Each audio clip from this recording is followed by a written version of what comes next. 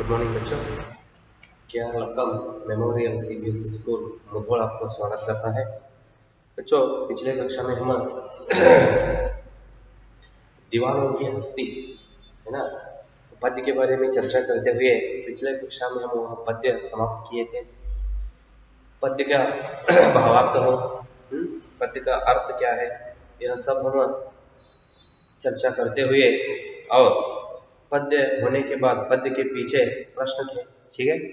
उन प्रश्नों का भी हम क्या किए थे, चर्चा करते हुए पिछले कक्षा में हम वह पद्य समाप्त किए थे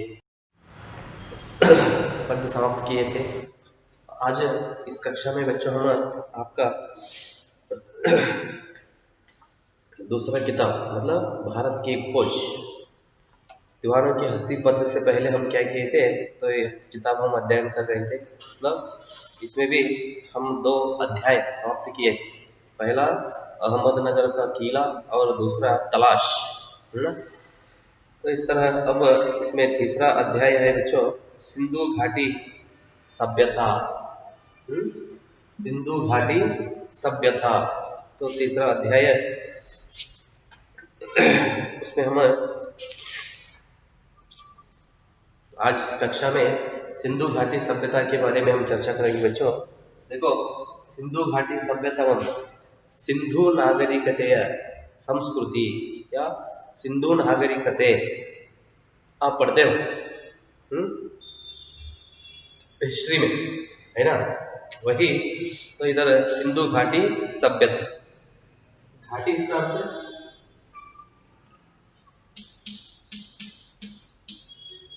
घाटी दो पर्वतीय प्रदेश होंगे। घाटी मतलब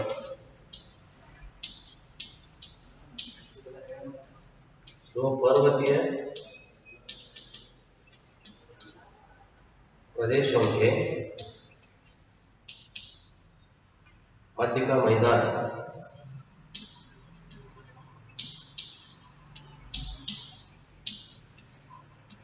मध्य का मैदान या मार्ग, ठीक है। घाटी मतलब सिंधु घाटी सभ्यता। सभ्यता का अर्थ भी लिख लो बच्चों। सभ्यता मतलब संस्कृति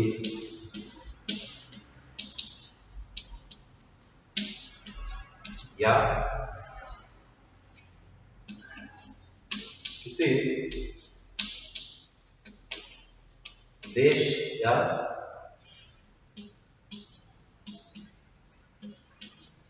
समाज की आत्मिक आत्मिक और भौतिक,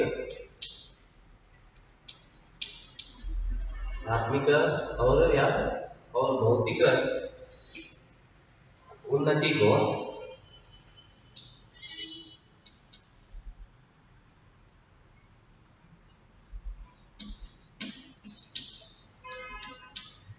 दर्शाने वाली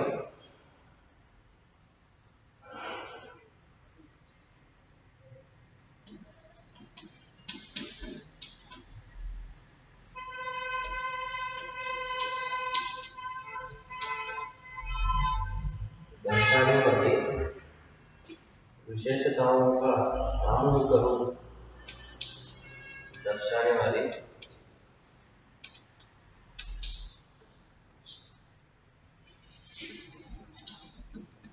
विशेषताओं का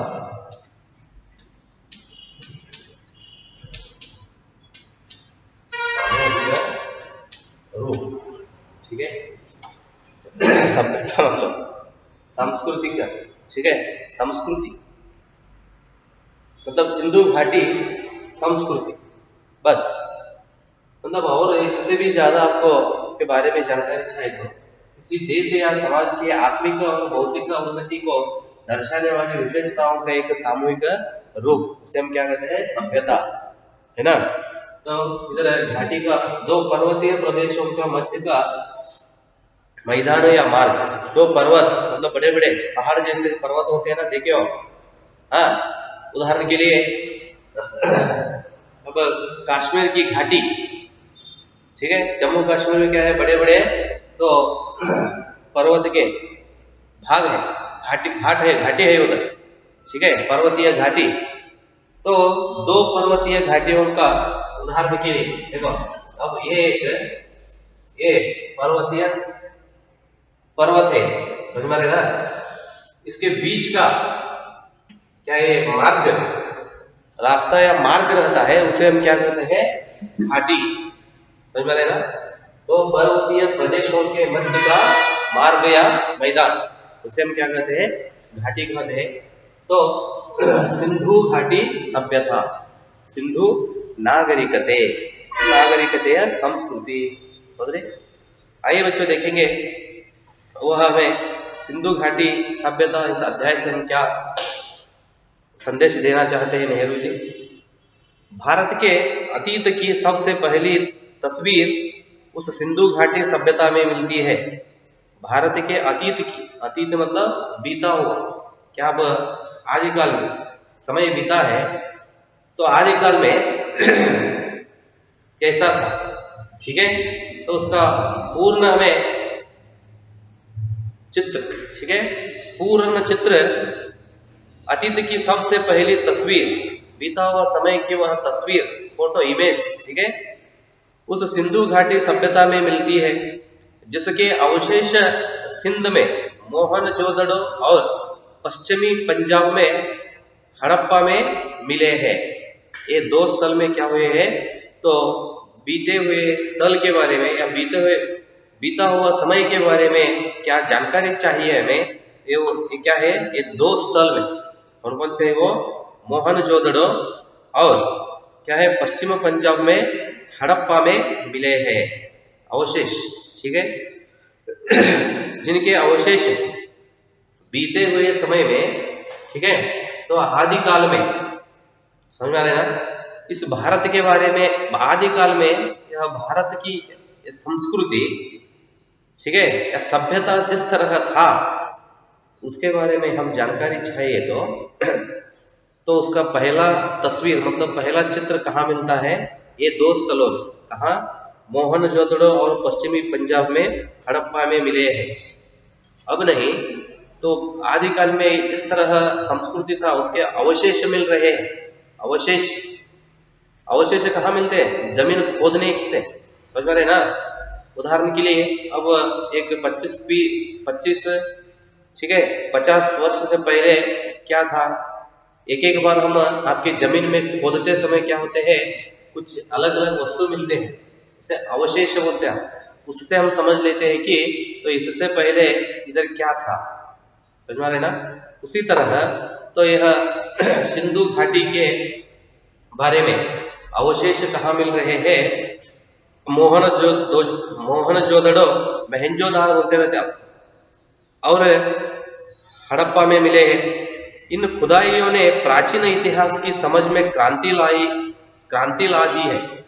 खुदाई मतलब धरती खोदते ना, अगेयुವುದು ಅಂತ ಹೇಳ್ತಾರೆ, ಹಡ್ಡುವುದು, ಭೂಮಿಯನ್ನು ಹಡ್ಡುವುದು। इन खुदाइयों ने प्राचीन इतिहास की समझ में क्रांति ला दी है। मोहनजोदड़ो और हड़प्पा एक दूसरे से काफी दूरी पर है।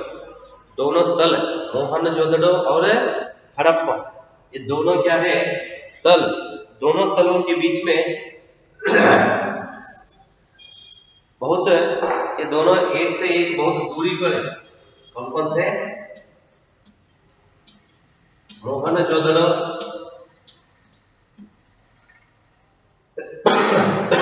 और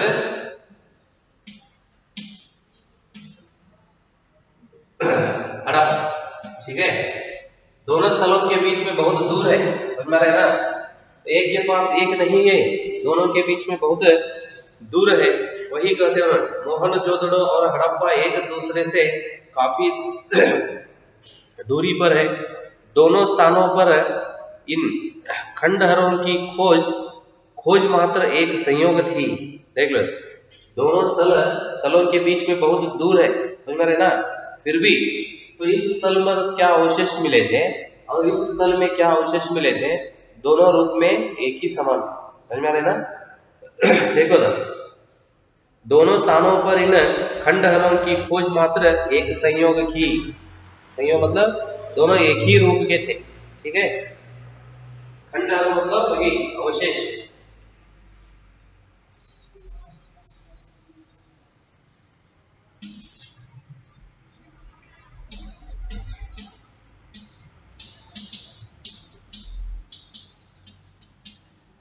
अवशेष, ठीक है।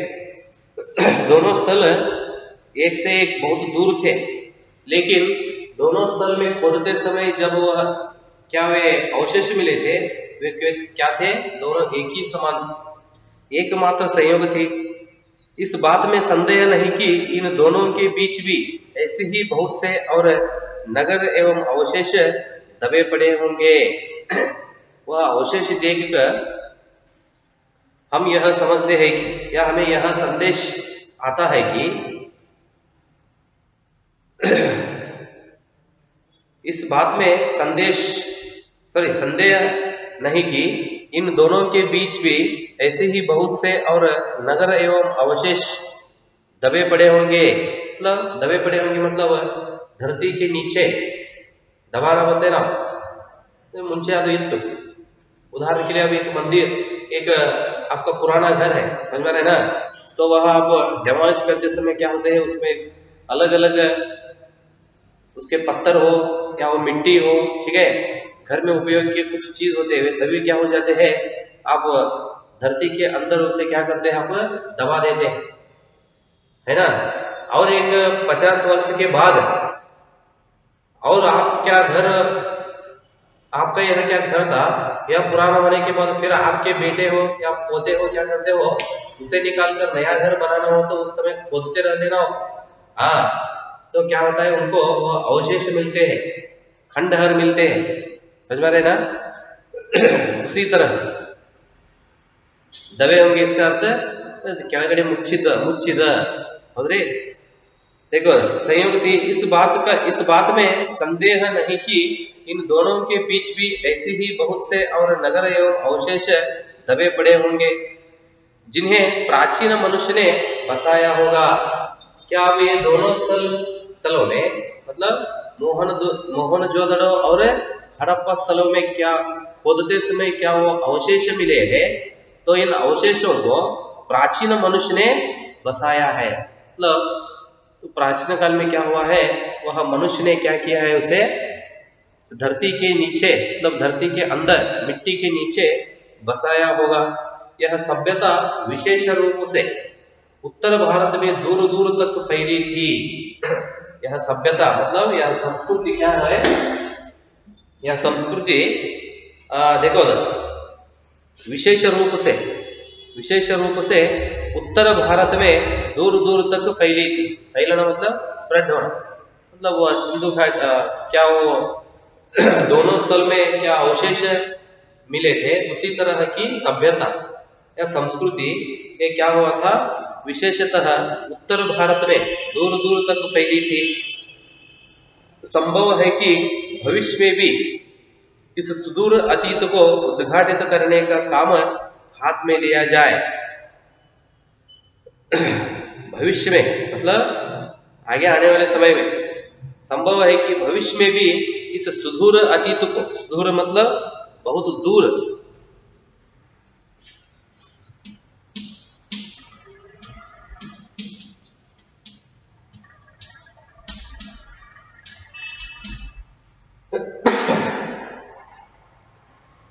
इस सुदूर अतीत को मतलब बहुत दूर का या बहुत पहले बीता हुआ या समय को उद्घाटित करने का काम, उद्घाटित मतलब ओपनिंग करना बोलते हैं ना, उद्घाटित करने का काम हाथ में लिया जाए और महत्वपूर्ण नई खोजों की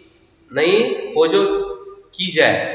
देखो ना, तो यह उद्घाटित करने का काम जल्दी हम हाथ में लेकर, ठीक है, तो उससे हम क्या करना है, नए नए चीज को हम क्या करना है, बाहर लाना है, समझ में आ रहे ना। देखो भविष्य में भी इस सुदूर अतीत को उद्घाटित करने का काम हाथ में लिया जाए और महत्वपूर्ण नई खोज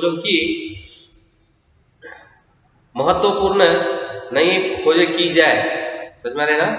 तो यह काम हम जल्दी से जल्दी लागू करके, है ना, तो इस तरह अनेक नए नए वस्तुओं को हम क्या करना है, खोजना है, सर्च करना है।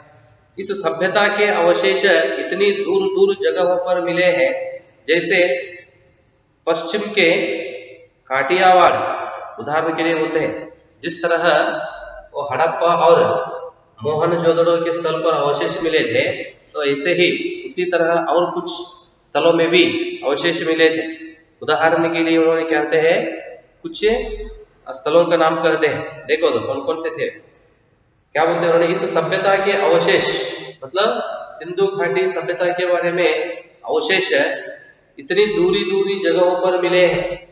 उदाहरण के लिए पश्चिम में काठियावाड़ में और पंजाब के अंबाला जिले में यह विश्वास किया जाता है कि यह सभ्यता गंगा की घाटी तक फैली थी। ठीक है, लोगों में ऐसा एक विश्वास है कि यह एक सभ्यता, मतलब यह एक संस्कृति गंगा की घाटी तक फैली थी। घाटी मतलब आप देखते हो दो पर्वतों के बीच का मार्ग। इसलिए यह केवल सिंधु घाटी सभ्यता भर नहीं, उससे बहुत अधिक है। यह हम देख कर, मतलब वो सिंधु घाटी की, सिर्फ यह सिंधु घाटी की सभ्यता से नहीं भर है, उससे भी अधिक है। ठीक है, कहते हैं उन्होंने, इसलिए यह केवल सिंधु घाटी सभ्यता भर नहीं, उससे भी बहुत अधिक है। ठीक है बच्चों, यहाँ तक सिंधु घाटी सभ्यता अध्याय हम शुरू कर यहाँ तक सिंधु घाटी के बारे में हम विषय समझ लिए हैं, है ना। तो सिंधु घाटी के बारे में या उस संस्कृति के बारे में हमें कहाँ उसके अवशेष मिले हैं, पहले उन्होंने क्या करते हैं उसके बारे में हमें तस्वीर कहाँ मिलते हैं, मोहनजोदड़ो और हड़प्पा में, समझ रहे ना। वहां से शुरू होकर और उन ऐसे स्थलों के लिए और कुछ उदाहरण बोलते हैं, काठियावाड़ है और पंजाब के अंबाला से अनेक स्थलों को उदाहरण देते हैं बच्चों। ठीक है, तो अभी सिंधु घाटी सभ्यता के बारे में हम समझने का बहुत विषय है बच्चों। आगे का विषय हम अगले कक्षा में देखेंगे। धन्यवाद।